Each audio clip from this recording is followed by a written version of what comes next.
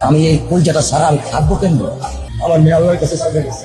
আমার মাসুমের বাচ্চাটা কি অপরাধ করছে নির্মম ভাবে আমার বাচ্চাটা হত্যা করলো। এই বাচ্চার কথা কেউ মনে রাখবে না, এই বাচ্চাটার কথা কেউ মনে রাখবে না। 3 মাস পরে, 6 মাস পরে, 1 বছর পরে আরও নতুন ইস্যু আসবে, আরও নতুন পাপ হবে, আরও বড় বড় ঘটনা ঘটবে। এরপরে মানুষ এই বাচ্চাটাকে ভুলে যাবে। এই বাচ্চাটা কি তার মৃত্যু যন্ত্রণা ভুলতে পারবে? তার সম্মানহানি ভুলতে পারবে? তার পিতামাতাকে ভুলতে পারবে?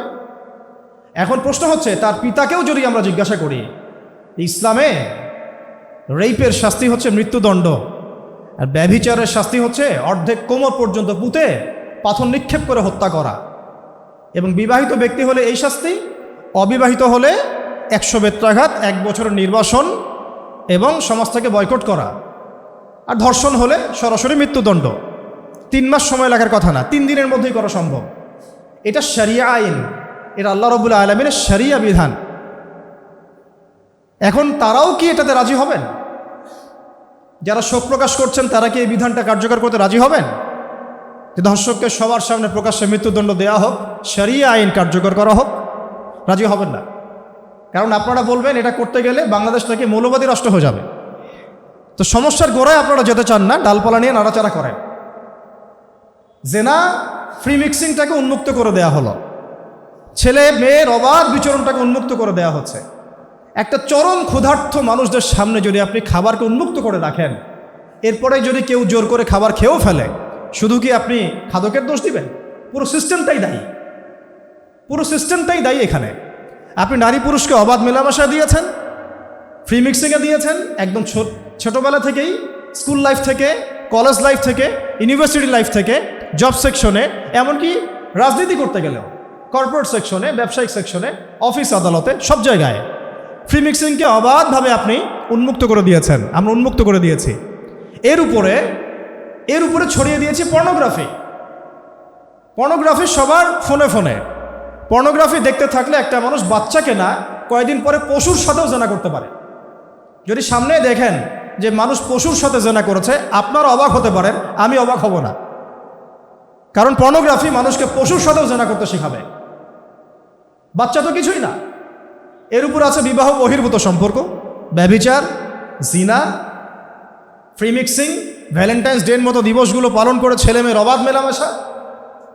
আর এই জেনাগুলোকে আমরা বলছি কাছে আসার গল্প, যেখানে ওর উপরে 100 বেত্রাঘাতের শাস্তি অলরেডি মজুদ হয়ে গেছে। আর কতগুলো যে জেনা হয়েছে এটা তো আল্লাহ পাক ভালো জানে। একটা দুইটা তো করে নাই, একটার পর একটা চেঞ্জ করেছে। বিবাহিত ব্যক্তি পর্যন্ত অন্যের স্ত্রীর সাথে জেনা করেছে। আর এটা তো ধর্ম তো অনেক বড় বিষয়, ধর্ম তো অনেক বড় বিষয়। এটা তো এটা মানবতা বিরোধী অপরাধ, এটা তো একটা মানবতা বিরোধী অপরাধ। এখন সমস্যা কি এক কেন্দ্রিক? এটা বহুমুখী সমস্যা। ফ্রি মিক্সিং রেখেছেন, পর্ন চালু করে দিয়েছেন, এবং সবচেয়ে বড় কথা এর শরঈ বিচারটুকু নিশ্চিত হচ্ছে না। তাহলে সমাজের মধ্যে এগুলো কমবে না বাড়বে? সিম্পল, সমাজের মধ্যে এগুলো বাড়বে। 6টা কাজ করেন, ইনশাআল্লাহ তাআলা কমে যাবে। প্রথমত শরঈ পর্দা নিশ্চিত করেন, দ্বিতীয়ত ফ্রি মিক্সিং বন্ধ করে দেন, তৃতীয়ত আপনারা জেনার শাস্তি চালু করেন, চতুর্থত সমকামিতা বন্ধ করেন, এলজিবিটি বন্ধ করেন, পঞ্চমত ব্যভিচারের যে রজম শাস্তি চালু করেন, শরঈ বিধান চালু করেন, পর্নসাইটগুলোকে বন্ধ করে দেন, এবং সমাজে তাকওয়া নৈতিকতা শিক্ষাটাকে বাড়িয়ে দেন। দেখেন সমাজে জেনা কমে না বাড়ে। কিন্তু কেউ এই সমস্যার গোড়ায় যাবে না। একটা ইস্যু আসবে, একটা ইস্যু যাবে। আজকে আপনার বোন তো কালকে আমার বোন, কালকে অমুকের বোন, কালকে তার মেয়ে, নিজের ঘর পর্যন্ত চলে আসছে। আর কয়টা রিপোর্টই বা আমাদের সমাজের সামনে আসে? যে কয়েকটা রিপোর্ট সামনে এসেছে এগুলো 50%ও না। বহু মেয়ে এগুলো বলতেও পারে না লজ্জায়। আর আমি তো ওইসব মেয়েদের ব্যাপারে কথা বলা ছেড়ে দিয়েছি, যারা স্বেচ্ছায় নিজের ইজ্জতকে বিলি দেয়। তাদেরকে আমি আমার বোন পরিচয় দিতে লজ্জাবোধ করি। সমাজ থেকে গায়রত, ব্যক্তিত্ব, পর্দা, শালীনতা, হিজাব এগুলো উঠিয়ে দেওয়া হয়েছে। আপনারা কি দ্বীনি অঙ্গনের তসলিমা নাসরিন হতে চান নাকি? তারা কি দ্বীনি অঙ্গনের তসলিমা নাসরিন হতে চান? কেন আপনি একটা ছেলের সাথে হারাম সম্পর্কে জড়াবেন? কেন প্রেম করতে যাবেন? কেন আপনি তার সাথে বাইকে করে ঘুরতে যাবেন? কেন আপনি আপনার বন্ধুদের সাথে ফ্রি মিক্সিংয়ে ঘুরতে চলে গেলেন? 3 দিনের রাস্তা, 7 দিনের রাস্তা, 10 দিনের রাস্তা, অথচ আপনার উপর হজও ফরজ না মাহারাম ছাড়া। না আপনি পর্দা মানছেন, না মাহারাম মানছেন, আর সমাজে না আছে ইসলামী শরিয়া আইন অনুযায়ী বিচার, আর না আছে পর্ন বন্ধের উদ্যোগ, আর না আছে ফ্রি মিক্সিং বন্ধের উদ্যোগ, তো আপনার ইজ্জত চলে গেলে কে ফিরাই দেবে আপনাকে? আমি তো আপনার ভালোর জন্যই কথা বলছি। সমস্যা হচ্ছে আমরা সমস্যার গোড়ায় যেতে চাচ্ছি না। আজকে এই কথাটা আমি এখানে বলতে চাই নাই, শুধু কথা প্রসঙ্গে চলে আসছে যে এই যে মেয়েটা কাতরাতে কাতরাতে মারা গেল আজকে, আপনারা দেখে নিয়েন 3 মাসের মধ্যে এই মেয়েটাকে সবাই ভুলে যান। সমস্যার গোড়ায় আসেন। সমস্যার গোড়া হচ্ছে আল্লাহর জমিনে আল্লাহর দ্বীন ইসলাম বাস্তবায়ন না হওয়া পর্যন্ত এই মানবতার মুক্তির কোনো রাস্তা নাই। আল্লাহর কসম করে বলতেছি, আল্লাহর জমিনে ইসলাম, কোরআন, সুন্নাহ, রাসূলের আদর্শ বাস্তবায়ন হওয়ার আগ পর্যন্ত এই জাতির স্বাধীনতা বলে কোনো শব্দ নাই। এই মানবতার মুক্তির কোনো পথ নাই। কেউ আমরা স্বাধীন না, কেউ আমরা আমাদের ইনসাফ ন্যায্য অধিকারটুকু পাবো না। কালকে আপনার ঘরে এই সমস্যাগুলো আসলে আপনি এটাকে প্রতিহত করতে পারবেন না। বিচার চেয়ে বেড়াবেন এক মন্ত্রণালয় থেকে আরেক মন্ত্রণালয়, ফাইল ঘুরতে থাকবে, আপনার কেস বন্ধ হয়ে যাবে, আপনার বোনের ইজ্জত ফিরে আসবে না। আর রাসূল সাল্লাল্লাহু আলাইহি ওয়াসাল্লামের জামানায় আপনি আমাকে রেপের ঘটনা দেখান কয়টা ঘটেছে? সাহাবীদের জামানায় রেপের ঘটনা দেখান কয়টা ঘটেছে? জেনার ঘটনা দেখান না কয়টা ঘটেছে? ব্যভিচার কয়টা ঘটেছে? চুরি বা কয়টা হয়েছে? ধর্ষণ কয়টা হয়েছে? ডাকাতি কয়টা হয়েছে? একটা দুইটা রেয়ার আপনি ঘটনা দেখাতে পারবেন। এবং যখন সেই ঘটনা ঘটেছে ইনস্ট্যান্ট দেন নবী সাল্লাল্লাহু আলাইহি ওয়াসাল্লাম শরিয়া আইন বাস্তবায়ন করেছে। তিনি শুধু মানুষকে তাকওয়ার ওয়াজ নসিহত করেন নাই, বরং আল্লাহর আইনও বাস্তবায়ন করেছেন। এই দুইটা সমানুপাতিকভাবে চলতে হবে সমাজের মধ্যে। শুধু তাকওয়ার ওয়াজ করেই সব বন্ধ করা যাবে না, আইনও বাস্তবায়ন করতে হবে। তখন দেখবেন সমাজ সমান্তরালভাবে চলবে, একটা আলোকিত সমাজ বিনির্মাণের দিকে আমরা হাঁটতে পারবো ইনশাআল্লাহ। শুধু আমি ওয়াজ করে যাব, আইনের কোনো বাস্তবায়ন নাই, আবার আইন বাস্তবায়ন নিয়ে কথা বলবো, তাকওয়ার কোনো সমাজ নাই, এভাবে হবে না। দুটো একসাথে চলতে হবে। আমরা দুটো থেকেই সমাজকে বিচ্ছিন্ন করে ফেলছি। স্কুল লাইফ থেকে তাকওয়ার শিক্ষাটাকে আস্তে আস্তে শেষ করে ফেলছি। আমি তো দেখালাম তাকওয়া তো শিখবেন আপনি কোরআন থেকে, হাদিস থেকে, সিরাত থেকে, সেটাই তো আমরা পড়ি নাই। আমি চ্যালেঞ্জ করতে পারি আমাদের স্টুডেন্টদেরকে, আল কোরআনুল কারীমের 10টা সূরার অর্থ তারা বলতে পারবেন না। হাদিসের মধ্যে 100টা হাদিস তারা মুখস্থ বলতে পারবেন না। রাসূল সাল্লাল্লাহু আলাইহি ওয়াসাল্লামের পবিত্র জীবনী তারা 20 বছরে একটা কিতাবও একাডেমিক্যালি পড়েন নাই। ইসলামের ইতিহাসের একটা কিতাব একাডেমিক্যালি পড়ানো হয় নাই। তাজকিয়া সংক্রান্ত একটা কিতাব পড়ানো হয় নাই। ফিকহের উসুলে ফিক ছাড়া আপনি কিভাবে চলবেন? ফিকহের একটা কিতাব পড়ানো হয় নাই। তাহলে এই জাতিটাকে আপনি কিভাবে ইসলামের দিকে নিয়ে আসবেন? শিক্ষা ছাড়া। শিক্ষা না থাকলে, ইলম না থাকলে আমল কিভাবে আসবে? আমল না থাকলে তাজকিয়া কিভাবে আসবে? তাজকিয়া না থাকলে আত্মশুদ্ধি কেমনে আসবে? আর কিভাবে আমরা সৎ পথে থাকবো, অসৎ পথ থেকে দূরে থাকবো? কিভাবে আমাদের মধ্যে আল্লাহ ভীতি জাগ্রত হবে? আর আল্লাহ ভীতি যদি জাগ্রত না হয়, আমি গুনাহ থেকে কেন দূরে থাকবো? যার মধ্যে আল্লাহর ভয় নাই সে গুনাহ থেকে কেন দূরে থাকবে? তার মধ্যে তো আল্লাহর ভয় নাই। তা আমরা তাকওয়া বিবর্জিত সমাজ প্রতিষ্ঠার দিকে এত মেহনত করেছি বিগত প্রায় 50, 60, 70 বছর থেকে। কিন্তু আগামীর বাংলাদেশে আমরা এটা আর দেখতে চাই না।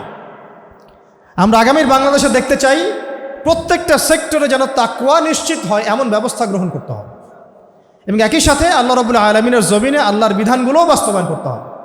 শুধু তাত্ত্বিক কথাবার্তা বলে, দুঃখ প্রকাশ করে, শোক প্রকাশ করে কোনো লাভ হবে না, যতক্ষণ পর্যন্ত না আমরা আল্লাহ পাকের জমিনে তার আইন এবং বিচারগুলোকে বাস্তবায়ন করতে পারব। আর আল্লাহর কসম করে বলছি, আল্লাহর জমিনে আল্লাহর বিধান বাস্তবায়ন হলে সমাজে পাপের হার তো কমে আসবেই। সমাজে পাপের হার তো কমে আসবে। কোনো কাফের, মুশরিক, মুরতাদ জনগোষ্ঠী আমাদের দিকে চোখ তুলে তাকাতে পারবে না ইনশাআল্লাহ। আমাদেরকে দাসত্ব শৃঙ্খলে আবদ্ধ করতে পারবে না ইনশাআল্লাহ। সব কথার শেষ কথা ভাই, যে আমরা দুনিয়াতে এসেছি লিমিটেড টাইমের জন্য। এই সময়টুকুতে যদি আমরা হেলায় ফেলায় দুনিয়ার জীবনটাকে নষ্ট করি, আমাদের দিনটাকে ঠাট্টা ছলে গ্রহণ করি, কোরআনকে মূল্যায়ন না করি, হাদিসকে মূল্যায়ন না করি, আল্লাহর দেয় এই সুযোগগুলো, রমাদান, এই কোরআন, এই তারাবি, এই তাহাজ্জুদ, এই সাদাকা, এই তাকওয়া, এগুলোকে মূল্যায়ন না করি, তাহলে ক্ষতিগ্রস্ত আমরা হব, আর কেউ হবে না। এই পৃথিবীতে অন্য কেউ হবে না, বরং আমরাই হব। আল্লাহ পাক আমাদের সবাইকে পরকালীন চূড়ান্ত ক্ষতি থেকে আল্লাহ হেফাজত করেন, এবং দুনিয়াতে যে ফিতনা, ফাসাদ, এই রাহাজানি চলছে, এইগুলো থেকে মুক্তির পথ যে একমাত্র ইসলাম, এইটা বোঝার তৌফিক আমাদেরকে দান করেন। শেষ করার আগে শুধু কয়েকটা 2 মিনিট সময় নিচ্ছি, আমি কয়েকটা জাস্ট পয়েন্ট আপনাদেরকে বলবো। যে রমাদান কেন্দ্রিক রমাদান কেন্দ্রিক এই যে কথাগুলো আসলো, রমাদান কেন্দ্রিক কিভাবে আমরা নিজেদেরকে গড়ে তুলতে পারি। দেখুন, সারা বছর আমরা এদিক ওদিকে ছোটাছুটি করি। আল্লাহ রাব্বুল আলামিন যেহেতু ইবাদত করতে আমাদেরকে পাঠিয়েছেন এবং আমাদের যেহেতু হায়াত কম, এই কারণে আল্লাহ পাক আমাদেরকে ইবাদতের কিছু মৌসুম দিয়েছেন। যেমন লাইলাতুল কদর, এক রাত ইবাদত করলে হাজার রাতের ইবাদতের, হাজার মাসের ইবাদতের নেকি আমার আমল নামে যুক্ত হবে। ঠিক এইরকম একটা মৌসুম রমাদান, যেটা এতটাই বরকতময় যে এখানে জাহান্নামের দরজা পর্যন্ত বন্ধ, জান্নাতের দরজা খোলা, কবরের আযাব এখানে বন্ধ করে দেওয়া হয়েছে, এখানে শয়তানকে শৃঙ্খলাবদ্ধ করা হয়েছে, রহমত, বারাকা, মাগফিরাত অঝোর ধারায় বর্ষিত হয়েছে। এই মাসেই কোরআন নাজিল হয়েছে। এক একটা সওম চলে যাচ্ছে, এটা তো বিচ্ছেদ, আমাদের সাথে বিচ্ছেদ। এক একটা রাত, এক একটা তারাবি, এই রোজারত অবস্থায় দোয়া কবুল হয়। এই রমাদানেই কেবলা পরিবর্তন, বদরের যুদ্ধ, মক্কা বিজয়, কত ঘটনা ঘটে গেছে। তো এই রমাদানটা কেন দিয়েছেন আল্লাহ রাব্বুল আলামিন, আয়াতটার শেষের দিকে আপনারা দেখতে পারবেন। আমি যে কথাটা এতক্ষণ ধরে বললাম গলা ফাটিয়ে, কুতিবা আলাইকুমুস সিয়াম কামা কুতিবা আলাল লাযিনা মিন ক্বাবলিকুম লাআল্লাকুম তাত্তাকুন, এই অংশটুকুই নোটিসেবল, যে তোমাদের উপরে সওমকে ফরজ করা হয়েছে ঠিক যেভাবে আগের জাতিগুলোর উপরে হয়েছিল, লাআল্লাকুম তাত্তাকুন, যাতে তোমরা তাকওয়া অবলম্বন করতে পারো, তোমরা যাতে মুত্তাকি হতে পারো। এটাই মূল কথা, যাতে আমরা মুত্তাকি হতে পারি। কিভাবে হব? এখন যদি আপনার সামনে একটা পানির গ্লাস আমি রেখে দিই, আপনি খাবেন না, আপনি ইফতার রেখে দিলেও খাবেন না। কেন খাবেন না? আপনি জানেন আল্লাহ আমাকে দেখছেন, আমাকে শুনছেন। এই চেতনাটার নাম আল্লাহ কনসিয়াসনেস। আল্লাহ কনসিয়াসনেস, এই চেতনাটা আল্লাহ রাব্বুল আলামিন শুধু আমাদের সওমরত অবস্থায় চান না, আল্লাহ পাক এই চেতনাটা আমাদের সারা জীবনে চান। এবং আমি বারবার স্ট্রংলি একটা কথা বলি যে আমাদের শিক্ষা সিস্টেমটা ফেল করেছে আমাদের তরুণ প্রজন্মকে আল্লাহ চেনাতে, পরকাল চেনাতে, তার নবীকে চেনাতে, ইসলামের বেসিক ফান্ডামেন্টাল সম্পর্কে ধারণা দিতে। ইভেন ফরজে আইনের যে জ্ঞানগুলো আছে, এই জ্ঞানগুলোও তাদেরকে খুব একটা শেখানো হয় নাই। এই দায়ভার আসলে আমাদের জাতিগতভাবেই আমাদের সবার উপরে বর্তাবে। কাল কিয়ামতের মাঠে আমরা আল্লাহ পাকের সামনে দাঁড়িয়ে কি অ্যান্সার করব, এটা আমাদেরকে আগে থেকে ভাবা উচিত। কারণ আল্লাহ রাব্বুল আলামিন সূক্ষ্ম থেকে সূক্ষ্ম বিষয়ের হিসেব নেবেন। সুম্মা লাতুসআলুন্না ইয়াওমাইযিন আনিন নাঈম, ঠান্ডা পানি দিয়ে ইফতার করব আমরা, এটার হিসেব নেওয়া হবে। ওই এক টুকরা খেজুরের হিসেব নেওয়া হবে। আর যাদেরকে আল্লাহ রাব্বুল আলামিন পুরো জাতির দায়িত্ব দিয়েছেন, তাদের হিসেবটা কত কড়া হবে, এটা আমাদের সবার বোঝা উচিত। এতটুকু নসিহত হিসেবে যথেষ্ট। রাসূলুল্লাহ সাল্লাল্লাহু আলাইহি ওয়াসাল্লাম বলেছেন, আলা কুল্লুকুম রাঈন, তোমাদের প্রত্যেকেই দায়িত্বশীল, ওয়া কুল্লুকুম মাসউলুন আন রাইয়াতিহি, এবং তোমাদের প্রত্যেকেই যার যার দায়িত্ব সম্পর্কে জিজ্ঞাসিত হবে। তো আমার সামনে উপস্থিত তরুণ ভাইরা এবং বোনেরা, সবার আগে রমাদানের যে মৌলিক শিক্ষা, এই পয়েন্টে যাওয়ার আগে জীবনের লক্ষ্য ঠিক করে নেন। দুনিয়াতে এসেছেন কি জন্যে, থাকবেন কতদিন, কোথা থেকে এসেছেন, কোথায় যাবেন, মাঝখানের কাজটুকু কি করা যাবে, কি করা যাবে না, কি করলে কি হবে, এর ফলাফলটা আমাদেরকে দুনিয়াতেই ঠিক করতে হবে। একবার চলে গেলে দ্বিতীয়বার ফিরে আসার কোনো সুযোগ থাকবে না। একবার চলে গেলে দ্বিতীয়বার এগুলো নিয়ে আলোচনা করার, ফিরে আসার, ভাবারও কোনো সুযোগ থাকবে না। আল্লাহ পাক আমাদেরকে কথাগুলো বোঝার তৌফিক দান করে। আমি একটু ডিসকমফোর্ট ফিল করছি মোবাইল ফোনগুলোর কারণে। আলোচনার যে নূর এবং প্রিপারেশন, এগুলো নষ্ট হচ্ছে। আমাদের যদি উদ্দেশ্য হয় ছবি তোলা, তাহলে বলেন, আমি 2-4টা ফটোশ্যুট করে চলে যাই। আর যদি উদ্দেশ্য থাকে না আমরা কিছু শিখি বা জানি, তাহলে ইতমিনালের সাথে বসেন, ইফতার পর্যন্ত আমরা কিছু মৌলিক মেসেজ থ্রো করার চেষ্টা করি ইনশাআল্লাহ তাআলা। কোনটা চাচ্ছেন আপনারা? আর এটা একটা ম্যানিয়া, এটা একটা সাইকোলজিক্যালি ম্যানিয়া আমাদের সমাজের মধ্যে এখন ছড়িয়ে পড়েছে। যতটা সম্ভব এখান থেকে বের হয়ে আসা উচিত। খুব প্রয়োজন হলে 2-1টা, সেটা আলাদা বিষয়, কিন্তু যেভাবে আমরা এটার মিস ইউজ করছি আর এটা মোটেই ঠিক হচ্ছে না। আল্লাহ পাক আমাদের বোঝার তৌফিক দান করেন। আমরা পৃথিবীতে এসেছি শুধুমাত্র আল্লাহ পাকের ইবাদত করতে। রাসূল সাল্লাল্লাহু আলাইহি ওয়াসাল্লাম একটা হাদিসের মধ্যে বলেছেন যে আল কোরআন হুজ্জাতুন লাকা ওয়া আলাইক, এই যে কোরআনুল কারীম আল্লাহ পাক নাজিল করেছেন, এটা হয় আমার পক্ষে দলিল হবে অথবা আমার বিপক্ষে আল্লাহর কাছে দলিল হবে। আরেকটা হাদিসে নবী সাল্লাল্লাহু আলাইহি ওয়াসাল্লাম বলেছেন, যে ইন্নাল্লাহা তাআলা ইয়ারফাউ বিহাযাল কিতাবি আকওয়ামান ওয়া ইয়াদউ বিহিল আখারিন। আল্লাহ রাব্বুল আলামিন এই আল কোরআনুল কারীমের মাধ্যমে, সুবহানাল্লাহ, এগুলো একটু সরান, এটা একটু অফ রাখেন, সব কিছু অফ রাখেন, এগুলো সরান প্লিজ। ভলেন্টিয়ার ভাইরা যারা আছেন এখানে আর কিচ্ছু প্রয়োজন নাই আমাদের। ভাই ভাই শুনছেন আমার কথা? এখানে না ফ্যানের দরকার আছে, না কয়েলের দরকার আছে, কিছুই দরকার নেই। আপনারা একটু রিল্যাক্সে বসেন, শান্তির সাথে বসেন। লাইভের দরকার নাই, আমাদের ভিডিওর দরকার নাই, কিচ্ছু দরকার নাই। কিছু নসিহতের দরকার। আজকের দিনটা চলে গেলে তো ফিরে পাবেন না, এক একটা মোমেন্ট চলে যাচ্ছে, রমাদান চলে যাচ্ছে। রিল্যাক্সে বসেন। তরুণ প্রজন্মের মধ্যে আমরা একটু অস্থিরতা লক্ষ্য করি, আর শান্তির সাথে বসে। সবার আগে শিখলাম দুনিয়াতে এসেছি কি করতে। আমার সাথে কি বলতে পারবেন কি করতে আসছি এবং কোন আয়াত থেকে দলিল দিয়েছিলাম? সূরা জারিয়াতের কত নম্বর বলেন? 56 নম্বর। সূরা জারিয়াতের 56 নম্বর আয়াত থেকে আমরা কথা বলেছিলাম যে আল্লাহ রাব্বুল আলামিন আমাদেরকে পৃথিবীতে পাঠিয়েছেন শুধু তার ইবাদত করার জন্য। এখন অনেকেই প্রশ্ন করেন যে সব কিছু কি ইবাদত? আমরা উত্তর দিলাম যে হ্যাঁ, সব কিছুই ইবাদত, যদি কয়েকটা শর্ত আমরা মেনে চলি। শর্তগুলো হলো, কাজটা হতে হবে এক আল্লাহর জন্যে, 2 তরিকা হতে হবে নবী সাল্লাল্লাহু আলাইহি ওয়াসাল্লামের, এবং 3 এটা কবুল করিয়ে নেওয়ার জন্যে আমার ইখলাসের সাথে রিজিকটাও হালাল থাকতে হবে।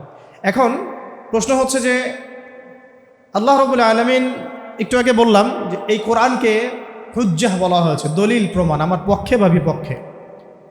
এবং নবী সাল্লাল্লাহু আলাইহি ওয়াসাল্লাম আরও বলেছেন যে আল্লাহ রাব্বুল আলামিন বহু সম্প্রদায়কে এই কোরআন মেনে চলার কারণে সম্মানিত করেন, আর বহু সম্প্রদায়কে এই কোরআন না মানার কারণে অপদস্থ করেন।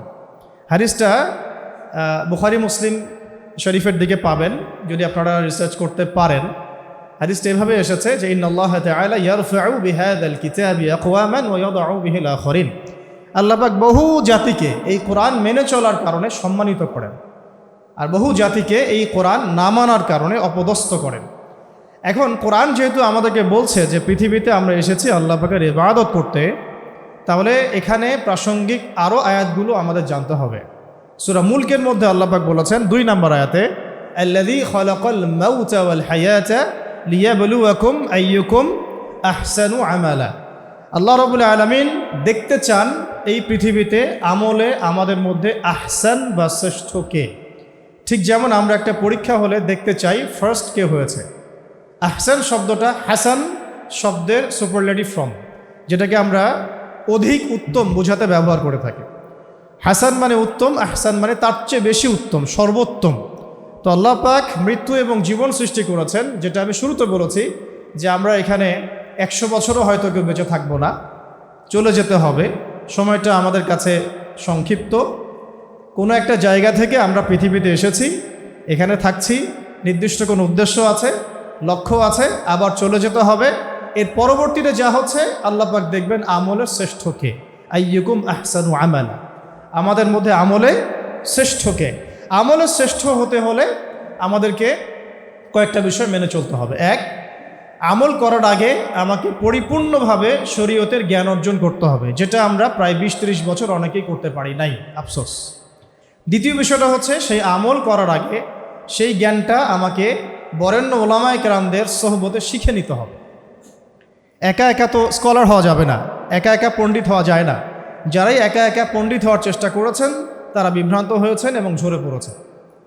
3 নম্বর, আমল কবুল করাতে হলে রিজিক হালাল হতে হবে এবং অভ্যন্তরীণভাবে আমাকে তাসকিয়া অর্জন করতে হবে বা আত্মশুদ্ধি অর্জন করতে হবে।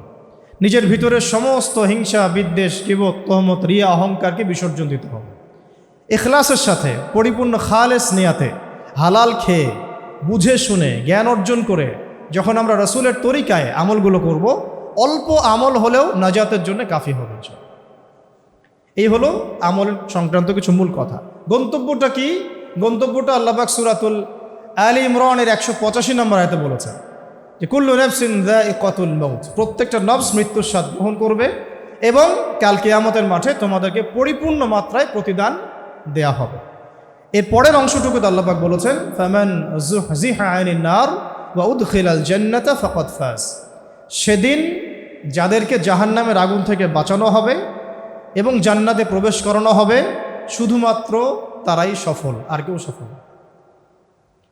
জাহান্নামকে টেনে আনা হবে শিকল দিয়ে এবং তার উপরে পুলসিরাত স্থাপন করা হবে, জান্নাতকে তার পরে রাখা হবে এবং এই পুলসিরাত পার হতে হবে না এমন কোনো ব্যক্তি এই পৃথিবীতে আসেন নাই। নবীগণ, সিদ্দিকগণ, শহীদগণ, সালেহিন, মুমিন, মুসলিম, কাফের, মুশরিক, মুরতাদ, মুনাফিক সবাইকেই পার হতে হবে। এটা একটা চিরায়ত সত্য যেটা আমরা কখনোই ডিনাই করতে পারবো না। এবং এটা পার হয়ে যারা জান্নাতে প্রবেশ করতে পারবেন ইনশাআল্লাহ আজ্জা ওয়া জাল, আল্লাহ পাক যেন আমাদেরকে তৌফিক দান করেন, তারাই শুধুমাত্র সফল, আর কেউ সফল না। তাহলে এই মেটেরিয়ালিস্টিক জগৎটা আমাদেরকে ছেলেবেলা থেকে, স্কুল লাইফ থেকে নিয়ে আমাদের কর্পোরেট লাইফ পর্যন্ত, একদম রাষ্ট্রীয় লাইফ পর্যন্ত সাফল্যের যে সংজ্ঞাটা শিখিয়েছে, এই সংজ্ঞাটা সত্য নয়। আমরা এই সংজ্ঞাটার ধোঁকাবাজির মধ্যে পড়েই আমাদের শৈশব, কৈশোর, যৌবন শেষ করে ফেলেছে। আমি আপনাদেরকে চ্যালেঞ্জ করতে পারি যে বাংলাদেশের 90% মুসলিমকে যদি আপনি কোরআন বিশুদ্ধ করে তেলাওয়াত করতে বলেন, আর কিচ্ছু না, শুধু আল কোরআন বিশুদ্ধ করে তেলাওয়াত করে শোনাবে, আর কিচ্ছু করতে হবে না। না অর্থ, না আরবি ভাষা, না আকিদা, না উসুল, না হাদিস, না ফিকহ, না হিস্ট্রি, না ইসলামের ইতিহাস, না ইসলামী অর্থনীতি, না ইসলামিক রাজনীতি, কিছুই না।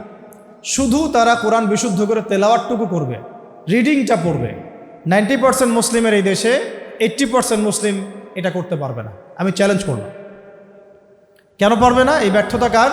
প্রত্যেক ব্যক্তির, প্রত্যেক পিতা, প্রত্যেক মায়ের, প্রত্যেক পরিবারের, প্রত্যেক শিক্ষা প্রতিষ্ঠানের, প্রত্যেক মন্ত্রণালয়ের, প্রত্যেক শিক্ষা সেক্টরের, প্রত্যেক এমপি মন্ত্রীর এবং আমাদের রাষ্ট্রীয় পর্যায়ে যারা দায়িত্বশীল আছেন সেই প্রত্যেক ব্যক্তি এর জন্য দায়ী, যারা আমাদের সমাজকে কোরআন থেকে দূরে রেখেছেন, কোরআন বিবর্জিত সমাজ প্রতিষ্ঠা করেছে। আর যে 20% মানুষ কোরআন বিশুদ্ধ করে তেলাওয়াতটুকু করতে পারবে, তারা একাডেমিক্যালি শিখে নাই। তারা শিখেছে কোনো মক্তবে, কোনো হুজুরের কাছে, কারো কাছে প্রাইভেট পড়েছে, কখনো কখনো মাদ্রাসায় গিয়েছে, কোনো অনলাইন কোর্স করেছে, বা হেদায়েত বা বুঝ আসার পরে অফলাইনে চেষ্টা করে শিখেছে। তাহলে রাষ্ট্রের কাজটা কি? শিক্ষা মন্ত্রণালয়ের কাজটা কি? শিক্ষা প্রতিষ্ঠানগুলোর কাজটা কি? আর শিক্ষাই বা আসলে কাকে বলে? কোরআন বিবর্জিত কোনো আদর্শ যদি শিক্ষা হতে পারে, তাহলে তো অ্যামাজনের জঙ্গলের মানুষটা অনেক বেশি শিক্ষিত। আপনি কি তাকে শিক্ষিত বলেন? কোরআন বিবর্জিত একটা সমাজ যদি শিক্ষিতই হয়, তাহলে তো সমস্ত কাফের, মুশরিক, মুরতাদ, মুনাফিকরা শিক্ষিত। তাহলে তো ওদেরকে জাহান্নামে যেতে হতো না। আল্লাহ রাব্বুল আলামিন যে বললেন ফামান যুহজিহা আনিন নার ওয়া উদখিলাল জান্নাতা ফাকাদ ফাজ, তাহলে আল্লাহ পাকের ডেফিনেশন অফ সাকসেসটা কি ভুল? আল্লাহ পাকের সাফল্যের সংখ্যা কি ভুল? এরপরে আসেন কোরআনের অর্থ বোঝার বিষয়, এর আদেশ মানার বিষয়, নিষেধ বর্জন করার বিষয়, এর আইনগুলো বাস্তবায়নের বিষয়।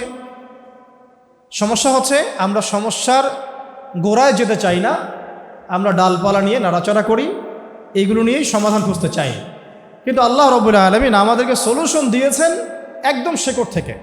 এই যে দুনিয়াতে পাঠালাম তোমাদেরকে, লিমিটেড হায়াত আছে, ইবাদত করো, ইবাদতের শর্তগুলো পূরণ করো। তোমাদের কাছে আমি আমার রাসূল মুহাম্মদ সাল্লাল্লাহু আলাইহি ওয়াসাল্লামকে পাঠিয়েছি, তারপরে আর কোনো নবী আসবে না যার পূর্বেও কোনো গুনাহ নাই, পরেও কোনো গুনাহ নাই, যিনি মাসুম মানুষ, সারাটা জীবন ঢেলে দিয়েছেন আমাদেরকে আল্লাহ চেনানোর জন্যে, রেসালাতের জন্যে, আমাদেরকে জাহান্নাম থেকে বাঁচানোর জন্যে, জান্নাতে প্রবেশ করানোর জন্যে। একটা দোয়া তাকে করতে বলা হচ্ছে দুনিয়াতে, আপনি চান আমি আপনাকে দিব। তিনি বলছেন না, আমি এটা পরকালে আমার উম্মতের সুপারিশের জন্য স্থগিত রাখলাম।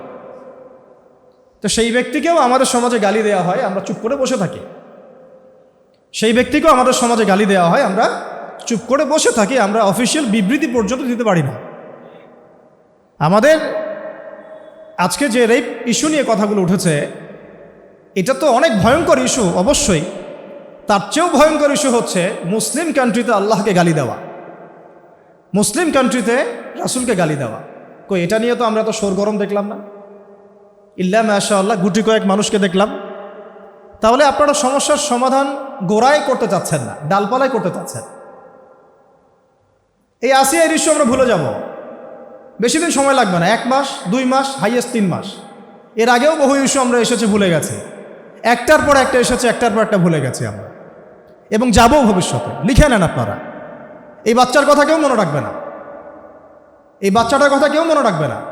3 মাস পরে, 6 মাস পরে, 1 বছর পরে আরও নতুন ইস্যু আসবে, আরও নতুন পাপ হবে, আরও বড় বড় ঘটনা ঘটবে। এরপরে মানুষ এই বাচ্চাটাকে ভুলে যাবে। এই বাচ্চাটা কি তার মৃত্যু যন্ত্রণা ভুলতে পারবে? তার সম্মানহানি ভুলতে পারবে? তার পিতামাতাকে ভুলতে পারবে?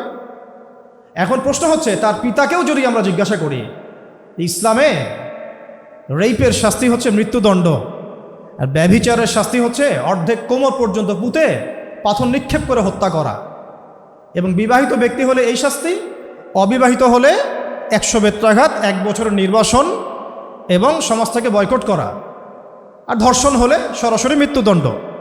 3 মাস সময় লাগার কথা না, 3 দিনের মধ্যেই করা সম্ভব। এটা শরিয়া আইন, এটা আল্লাহ রাব্বুল আলামিনের শরিয়া বিধান। এখন তারাও কি এটাতে রাজি হবেন? যারা শোক প্রকাশ করছেন তারা কি এই বিধানটা কার্যকর করতে রাজি হবেন যে ধর্ষককে সবার সামনে প্রকাশ্যে মৃত্যুদণ্ড দেওয়া হোক, শরিয়া আইন কার্যকর করা হোক? রাজি হবেন না, কারণ আপনারা বলবেন এটা করতে গেলে বাংলাদেশ নাকি মৌলবাদী রাষ্ট্র হয়ে যাবে।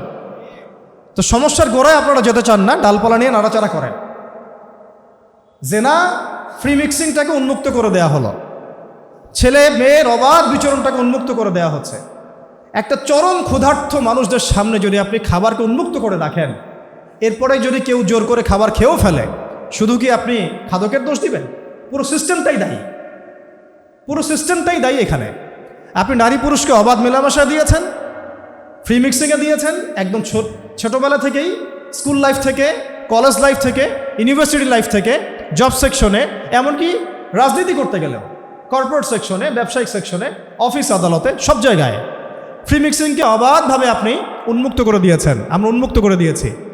এর উপরে ছড়িয়ে দিয়েছি পর্নোগ্রাফি। পর্নোগ্রাফি সবার ফোনে ফোনে। পর্নোগ্রাফি দেখতে থাকলে একটা মানুষ বাচ্চাকে না, কয়েকদিন পরে পশুর সাথেও জেনা করতে পারে। যদি সামনে দেখেন যে মানুষ পশুর সাথে জেনা করেছে, আপনারা অবাক হতে পারেন, আমি অবাক হব না, কারণ পর্নোগ্রাফি মানুষকে পশুর সাথেও জেনা করতে শেখাবে। বাচ্চা তো কিছুই না। এর উপর আছে বিবাহ বহির্ভূত সম্পর্ক, ব্যভিচার, জিনা, ফ্রি মিক্সিং, ভ্যালেন্টাইন্স ডের মতো দিবসগুলো পালন করে ছেলে মেয়ের অবাধ মেলামেশা। আর এই জেনাগুলোকে আমরা বলছি কাছে আসার গল্প, যেখানে ওর উপরে 100 বেত্রাঘাতের শাস্তি অলরেডি মজুদ হয়ে গেছে। আর কতগুলো যে জেনা হয়েছে এটা তো আল্লাহ পাক ভালো জানে। একটা দুইটা তো করে নাই, একটার পর একটা চেঞ্জ করেছে। বিবাহিত ব্যক্তি পর্যন্ত অন্যের স্ত্রীর সাথে জেনা করেছে। আর এটা তো ধর্ম তো অনেক বড় বিষয়, ধর্ম তো অনেক বড় বিষয়। এটা মানবতা বিরোধী অপরাধ, এটা তো একটা মানবতা বিরোধী অপরাধ। এখন সমস্যা কি এক কেন্দ্রিক? এটা বহুমুখী সমস্যা। ফ্রি মিক্সিং রেখেছেন, পর্ন চালু করে দিয়েছেন, এবং সবচেয়ে বড় কথা এর শরঈ বিচারটুকু নিশ্চিত হচ্ছে না। তাহলে সমাজের মধ্যে এগুলো কমবে না বাড়বে? সিম্পল, সমাজের মধ্যে এগুলো বাড়বে। 6টা কাজ করেন, ইনশাআল্লাহ তাআলা কমে যাবে। প্রথমত শরঈ পর্দা নিশ্চিত করেন, দ্বিতীয়ত ফ্রি মিক্সিং বন্ধ করে দেন, তৃতীয়ত আপনারা জেনার শাস্তি চালু করেন, চতুর্থত সমকামিতা বন্ধ করেন, এলজিবিটি বন্ধ করেন, পঞ্চমত ব্যভিচারের যে রজম শাস্তি চালু করেন, শরঈ বিধান চালু করেন, পর্ন সাইটগুলোকে বন্ধ করে দেন, এবং সমাজে তাকওয়া নৈতিকতা শিক্ষাটাকে বাড়িয়ে দেন। দেখেন সমাজে জেনা কমে না বাড়ে। কিন্তু কেউ এই সমস্যার গোড়ায় যাবে না। একটা ইস্যু আসবে, একটা ইস্যু যাবে। আজকে আপনার বোন তো কালকে আমার বোন, কালকে অমুকের বোন, কালকে তার মেয়ে, নিজের ঘর পর্যন্ত চলে আসছে। আর কয়টা রিপোর্টই বা আমাদের সমাজের সামনে আসে? যে কয়েকটা রিপোর্ট সামনে এসেছে এগুলো 50%ও না। বহু মেয়ে এগুলো বলতেও পারে না লজ্জায়। আর আমি তো ওইসব মেয়েদের ব্যাপারে কথা বলা ছেড়ে দিয়েছি, যারা স্বেচ্ছায় নিজের ইজ্জতকে বিলি দেয়। তাদেরকে আমি আমার বোন পরিচয় দিতে লজ্জাবোধ করি। সমাজ থেকে গায়রত, ব্যক্তিত্ব, পর্দা, শালীনতা, হিজাব এগুলো উঠিয়ে দেওয়া হয়েছে। আপনারা কি দ্বীনি অঙ্গনের তসলিমা নাসরিন হতে চান নাকি? তারা কি দ্বীনি অঙ্গনের তসলিমা নাসরিন হতে চান? কেন আপনি একটা ছেলের সাথে হারাম সম্পর্কে জড়াবেন? কেন প্রেম করতে যাবেন? কেন আপনি তার সাথে বাইকে করে ঘুরতে যাবেন? কেন আপনি আপনার বন্ধুদের সাথে ফ্রি মিক্সিংয়ে ঘুরতে চলে গেলেন, 3 দিনের রাস্তা, 7 দিনের রাস্তা, 10 দিনের রাস্তা, অথচ আপনার উপর হজও ফরজ না মাহারাম ছাড়া। না আপনি পর্দা মানছেন, না মাহারাম মানছেন, আর সমাজে না আছে ইসলামী শরিয়া আইন অনুযায়ী বিচার, আর না আছে পর্ন বন্ধের উদ্যোগ, আর না আছে ফ্রি মিক্সিং বন্ধের উদ্যোগ।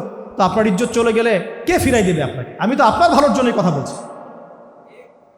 সমস্যা হচ্ছে আমরা সমস্যার গোড়ায় যেতে চাচ্ছি না।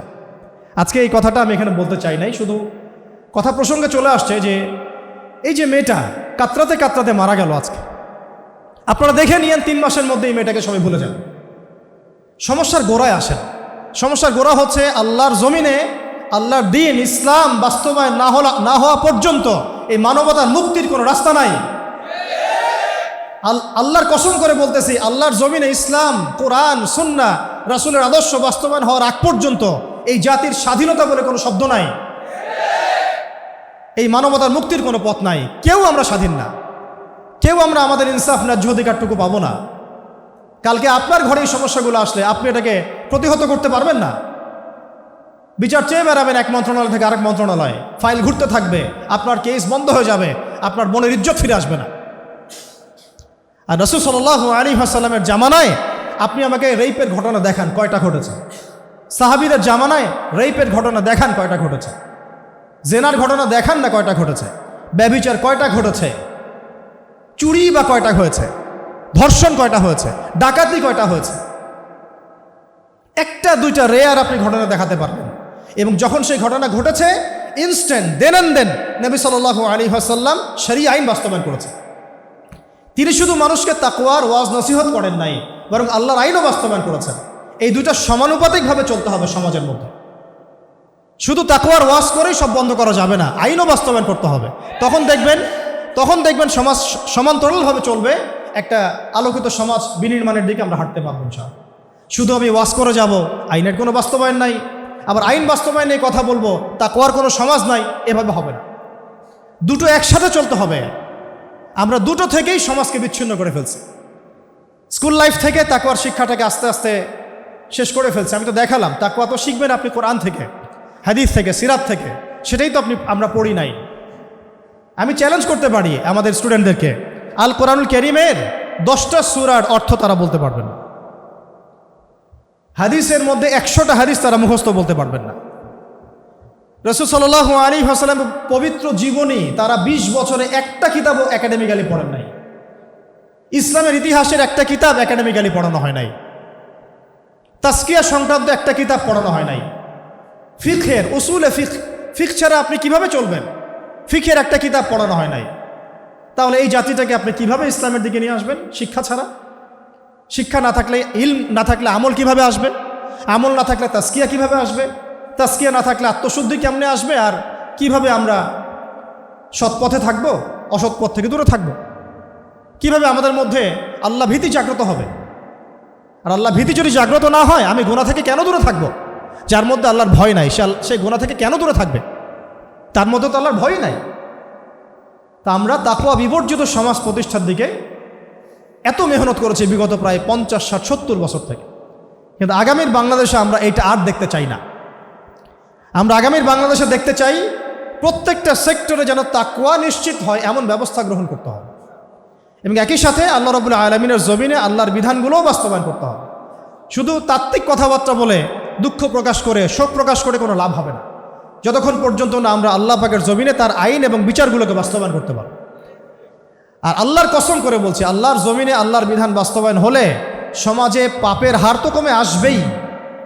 সমাজে পাপের হার তো কমে আসবে। কোনো কাফের, মুশরিক, মুরতাদ জনগোষ্ঠী আমাদের দিকে চোখ তুলে তাকাতে পারবে না ইনশাআল্লাহ। আমাদেরকে দাসত্ব শৃঙ্খলে আবদ্ধ করতে পারবে না ইনশাআল্লাহ। সব কথার শেষ কথা ভাই, যে আমরা দুনিয়াতে এসেছি লিমিটেড টাইমের জন্য। এই সময়টুকুতে যদি আমরা হেলায় ফেলায় দুনিয়ার জীবনটাকে নষ্ট করি, আমাদের দিনটাকে ঠাট্টা ছলে গ্রহণ করি, কোরআনকে মূল্যায়ন না করি, হাদিসকে মূল্যায়ন না করি, আল্লাহর দেয় এই সুযোগগুলো, রমাদান, এই কোরআন, এই তারাবি, এই তাহাজ্জুদ, এই সাদাকা, এই তাকওয়া, এগুলোকে মূল্যায়ন না করি, তাহলে ক্ষতিগ্রস্ত আমরা হব, আর কেউ হবে না। এই পৃথিবীতে অন্য কেউ হবে না, বরং আমরাই হব। আল্লাহ পাক আমাদের সবাইকে পরকালীন চূড়ান্ত ক্ষতি থেকে আল্লাহ হেফাজত করেন, এবং দুনিয়াতে যে ফিতনা, ফাসাদ, এই রাহাজানি চলছে, এইগুলো থেকে মুক্তির পথ যে একমাত্র ইসলাম, এইটা বোঝার তৌফিক আমাদেরকে দান করে। শেষ করার আগে শুধু কয়েকটা 2 মিনিট সময় নিচ্ছি, আমি কয়েকটা জাস্ট পয়েন্ট আপনাদেরকে বলবো যে রমাদান কেন্দ্রিক এই যে কথাগুলো আসলো, রমাদান কেন্দ্রিক কিভাবে আমরা নিজেদেরকে গড়ে তুলতে পারি। দেখুন, সারা বছর আমরা এদিক ওদিকে ছোটাছুটি করি। আল্লাহ রাব্বুল আলামিন যেহেতু ইবাদত করতে আমাদেরকে পাঠিয়েছেন এবং আমাদের যেহেতু হায়াত কম, এই কারণে আল্লাহ পাক আমাদেরকে ইবাদতের কিছু মৌসুম দিয়েছেন। যেমন লাইলাতুল কদর, এক রাত ইবাদত করলে 1000 রাতের ইবাদতের, 1000 মাসের ইবাদতের নেকি আমার আমলনামায় যুক্ত হবে। ঠিক এইরকম একটা মৌসুম রমাদান, যেটা এতটাই বরকতময় যে এখানে জাহান্নামের দরজা পর্যন্ত বন্ধ, জান্নাতের দরজা খোলা, কবরের আযাব এখানে বন্ধ করে দেওয়া হয়েছে, এখানে শয়তানকে শৃঙ্খলাবদ্ধ করা হয়েছে, রহমত, বারাকা, মাগফিরাত অঝোর ধারায় বর্ষিত হয়েছে। এই মাসেই কোরআন নাজিল হয়েছে। এক একটা সওম চলে যাচ্ছে, এটা তো বিচ্ছেদ, আমাদের সাথে বিচ্ছেদ। এক একটা রাত, এক একটা তারাবি, এই রোজারত অবস্থায় দোয়া কবুল হয়। এই রমাদানেই কেবলা পরিবর্তন, বদরের যুদ্ধ, মক্কা বিজয়, কত ঘটনা ঘটে গেছে।